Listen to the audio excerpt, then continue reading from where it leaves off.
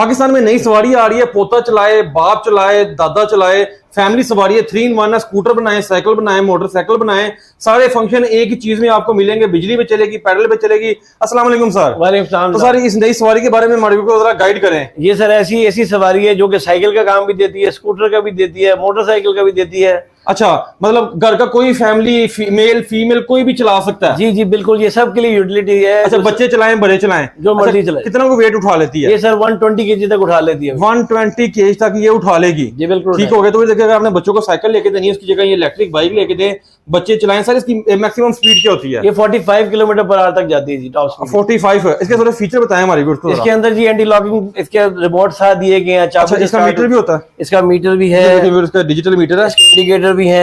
Right left आप दें। Speed पे दिखाएं जरा, स्पीड मीटर। स्पीड ये अच्छा, ये अभी रेस देंगे जी, ये 45 तक जा रही है स्पीड। अच्छा, ये देखें इसकी 45